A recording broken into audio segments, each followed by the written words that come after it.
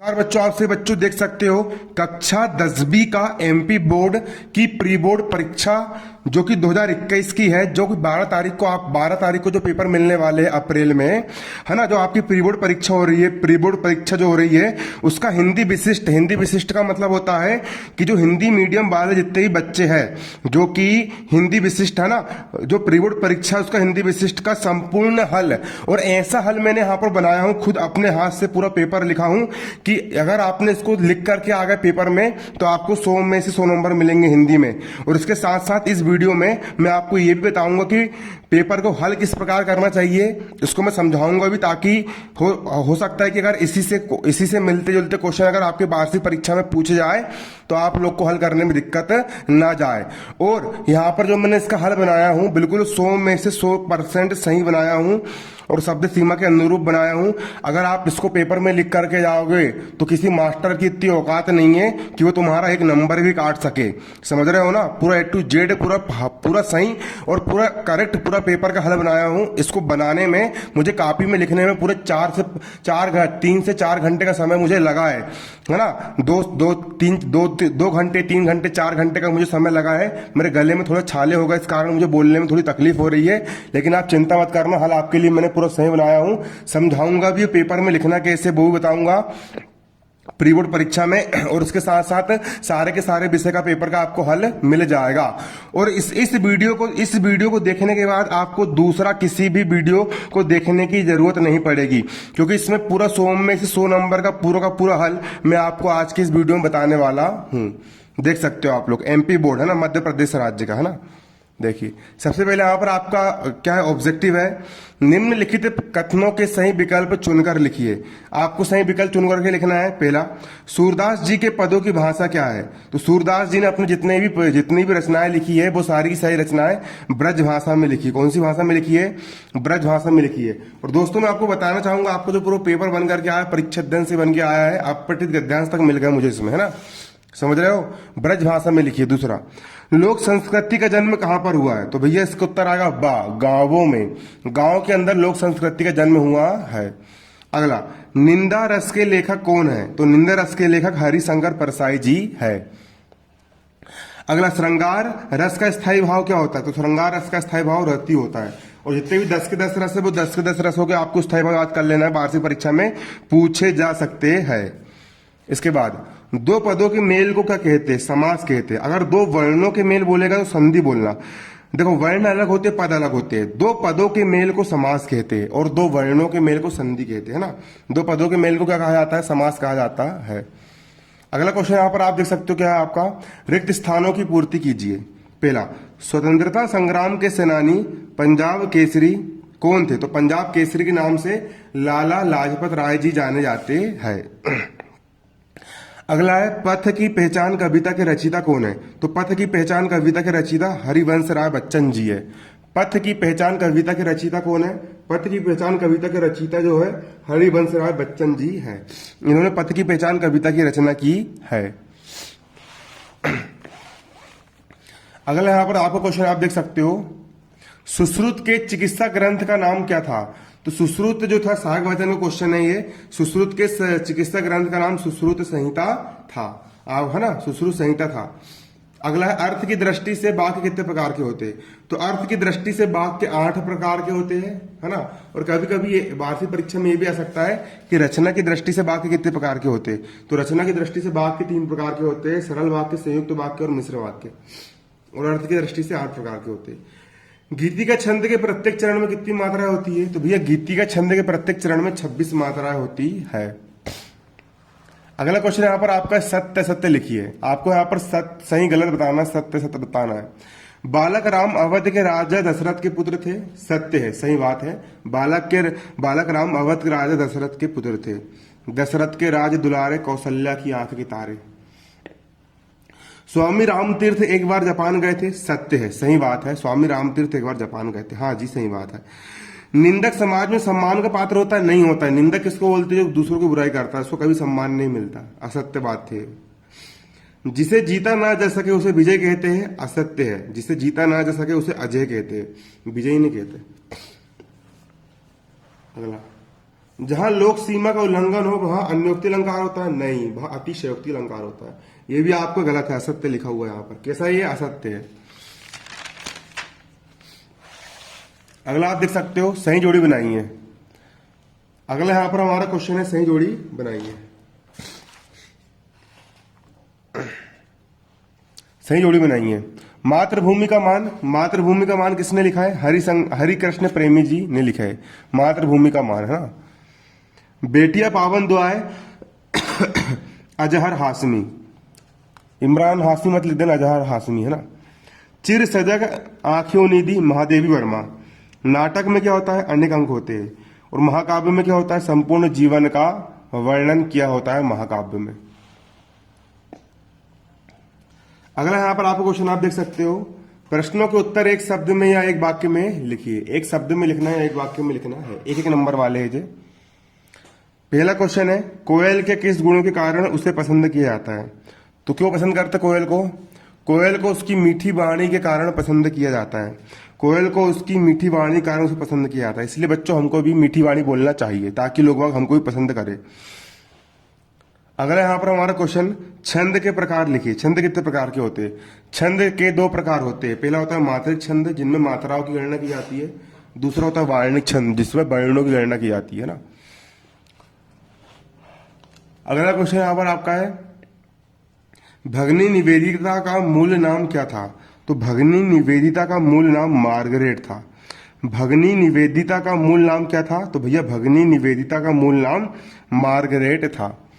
जगन्नाथ का संधि विच्छेद कर संधि का नाम लिखिए। जगन्नाथ, जगन्नाथ में कौन संधि होती है? तो भैया जगन्नाथ, यहां पर आप देख सकते हो, जगत धन नाथ बराबर होता जगन्नाथ, और जगन्नाथ में व्यंजन संधि होती है। जगन्नाथ में कौन संधि होती है? व्यंजन संधि होती है। अगला यहां पर आपको किन्हीं दो महाकाव्यों के नाम लिखिए। दो महाकाव्यों के नाम निम्नलिखित है। रामचरितमानस, इसके रचयिता तुलसीदास जी, बाजू में तुलसीदास भी लिख लेना। कामायनी जयशंकर प्रसाद जी। पद्मावत, पद्मावत किसने लिखा? मलिक मोहम्मद जायसी जी ने पद्मावत लिखा है। मलिक मोहम्मद जायसी जी ने क्या लिखा है? पद्मावत लिखा है। अगला क्वेश्चन आप देख सकते हो, इसको याद भी करना, मैं आपको समझाऊंगा भी, क्योंकि ये क्वेश्चन प्री बोर्ड में तो आया है, लेकिन इसके साथ साथ ये 2014 में भी पूछा गया है और 2017 में भी पूछा गया है। वार्षिक परीक्षा में भी आ सकता है। क्वेश्चन यहाँ पर आपका, कुब्जा कौन थी, उसका उद्धार कैसे हुआ? कुब्जा कौन थी? कुब्जा मथुरा के राजा कंस की एक नौकरानी थी। जो कुब्जा थी वो कौन थी? मथुरा के जो राजा कंस था उसकी एक नौकरानी थी। उसका नित्य कार्य कंस के माथे पर चंदन लगाना था। वो कंस के माथे पर क्या लगाती थी? रोज चंदन लगाती थी। जब कृष्ण अपने मामा कंस के निमंत्रण पर मथुरा पहुंचे, अब जो कंस ने भगवान कृष्ण को निमंत्रण देकर के उनको मथुरा बुलाए थे ना। जब कंस अपने मामा कंस के निमंत्रण पर मथुरा पहुंचे तो उन्हें सबसे पहले कुब्जा मिली। सबसे पहले कौन मिली उनको? कुब्जा मिली। उसने कृष्ण को चंदन लगाया। उसने कृष्ण को क्या लगाया? चंदन लगाया। उसने मतलब किसने? कुब्जा ने कृष्ण को चंदन लगाया। भगवान कृष्ण ने कुब्जा के कुब्ब पर एक हाथ रखा। फिर भगवान कृष्ण ने कुब्जा के कुब्ब पर एक क्या रखा? हाथ रखा और एक झटका दिया, और कुबड़े पे हाथ रख करके एक झटका दिया, जिससे वह सीधी हो गई। कुब्जा कैसी हो गई? सीधी हो गई एवं अनुपम सुंदरी बन गई। इस प्रकार कृष्ण ने उसका उद्धार कर दिया। किसका? कुब्जा का उद्धार कर दिया। पूरा लिखना है ना। आप देख सकते हो अगला क्वेश्चन यहां पर क्या है। अगला क्वेश्चन यहां पर आपको बनकर के आया है, प्रश्न क्रमांक 7, कृष्ण के कुंडलों की आकृति कैसी है? कृष्ण भगवान ने जो कुंडल पहने थे उनकी आकृति कैसी है? उत्तर, कृष्ण के कुंडलों की आकृति मकर, मकर का मतलब होता है मछली की भांति है। कृष्ण के कुंडलों की आकृति मकर यानी मछली की भांति है।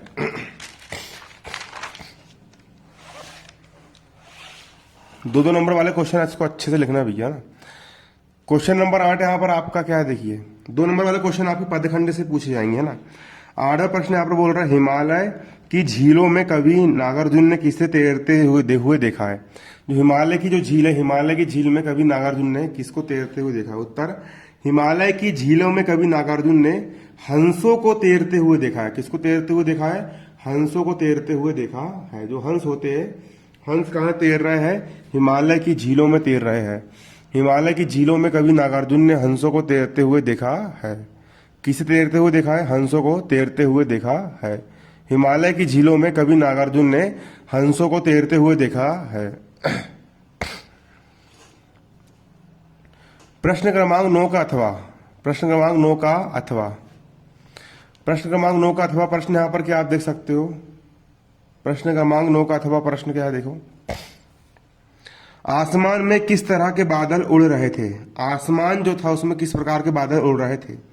इसका उत्तर आएगा, आसमान में काले, पीले, सुरमई और मटमैले बादल उड़ रहे थे। कहां पर? आसमान में। आसमान में काले रंग के, पीले रंग के, सुरमई और मटमैले बादल उड़ रहे थे।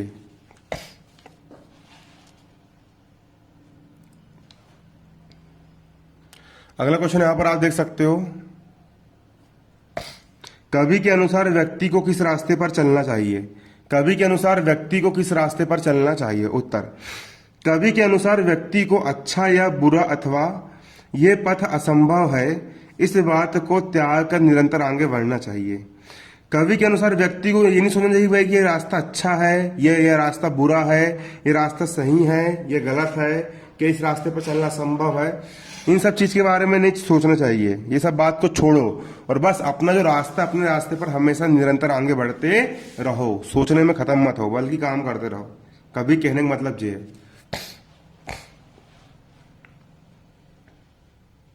अगला क्वेश्चन देख सकते हो आप यहां पर, प्रश्न क्रमांक 11 प्रश्न बोल रहा है, गांधी जी द्वारा स्थापित आश्रम का नाम लिखिए। तो गांधी जी द्वारा स्थापित आश्रम सेवाग्राम नामक आश्रम था। गांधी जी द्वारा स्थापित सेवाग्राम नामक आश्रम था। गांधी जी ने कौन से आश्रम की स्थापना की थी? तो गांधी जी ने भैया सेवाग्राम नामक आश्रम की स्थापना की थी। गांधी जी द्वारा स्थापित सेवाग्राम नामक आश्रम था। अगला यहाँ पर आपका प्रश्न क्रमांक 12, भारतीय साहित्य का एक बड़ा भाग किस चरित्र से अनुप्राणित है? तो भारतीय साहित्य का एक बड़ा भाग, ये पदखंड के क्वेश्चन है, 2-2 नंबर में आएंगे ना। भारतीय साहित्य का एक बड़ा भाग किस चरित्र से अनुप्राणित है? तो भारतीय साहित्य का एक बड़ा भाग कृष्ण चरित्र से अनुप्राणित है। किससे अनुप्राणित है? भारतीय साहित्य का एक बड़ा भाग कृष्ण चरित्र से अनुप्राणित है। अगला आप देख सकते हो प्रश्न क्रमांक 13 प्रश्न यहां पर क्या बोल रहा है, महाराणा लाखा वीर सिंह के किस गुण से प्रभावित हुए? जो महाराणा लाखा जो थे वो वीर सिंह के किस गुण से प्रभावित हुए थे? तो भैया महाराणा लाखा वीर सिंह की देशभक्ति, जो वीर सिंह के अंदर जो देशभक्ति की भावना थी, देशभक्ति और आत्मबल की भावना से प्रभावित हुए थे। महाराणा लाखा वीर सिंह की देशभक्ति और आत्मबल की भावना से प्रभावित हुए थे। अगला क्वेश्चन भी 3 नंबर के लायक है ना, इसलिए इसको अच्छा बड़ा लिखना है। क्वेश्चन यहाँ पर आपका यह है कि खंड काव्य एवं महाकाव्य में अंतर लिखिए। किसमें खंड काव्य में और महाकाव्य में अंतर यहाँ पर आपको लिखना है। उत्तर, खंड काव्य एवं महाकाव्य में अंतर निम्नलिखित है। तो एक कॉलम बनेगा आपको महाकाव्य वाला और एक कॉलम बनेगा आपका खंड काव्य वाला। आगे पीछे कहीं भी लिख सकते हो आप ना। अब महाकाव्य और खंड काव्य देखिए अंतर। महाकाव्य पहला, महाकाव्य में जीवन के समग्र रूप का उल्लेख होता है। जो महाकाव्य होता है उसमें संपूर्ण जीवन का उल्लेख होता है, जीवन के हर घटना के बारे में बताते हैं। जैसे कि रामचरितमानस हो गया, उसमें भगवान राम के जीवन की संपूर्ण घटना के बारे में बताया गया है। खंड काव्य में जीवन के एक पक्ष का उद्घाटन किया जाता है। महाकाव्य में दूसरा, महाकाव्य विस्तृत होता है, मतलब बहुत बड़ा लिखा जाता है। आपने रामायण देखोगे, रामायण कितनी मोटी होती है ना। खंड काव्य कैसा होता है? खंड काव्य संक्षिप्त होता है। खंड काव्य कैसा होता है? खंड काव्य संक्षिप्त होता है। तीसरा, महाकाव्य में प्रकृति चित्रण विशद रूप से किया जाता है, मतलब बहुत बड़े रूप में प्रकृति का चित्रण किया जाता है। महाकाव्य में प्रकृति चित्रण विशद रूप में किया जाता है। और खंड काव्य में लिखना है, खंड काव्य में प्रकृति चित्रण संक्षिप्त रूप में किया जाता है, मतलब बहुत छोटे रूप में किया जाता है। खंड काव्य में प्रकृति चित्रण संक्षिप्त रूप में किया जाता है। अगला है ये चौथा, महाकाव्य में पात्रों की संख्या अधिक होती है। किसमें? जो महाकाव्य होता है, महाकाव्य में पात्रों की संख्या कैसी होती है? अधिक होती है। और खंड काव्य में पात्रों की संख्या कम होती है और तथा सीमित होती है, मतलब बहुत कम होती है। खंड काव्य में पात्रों की संख्या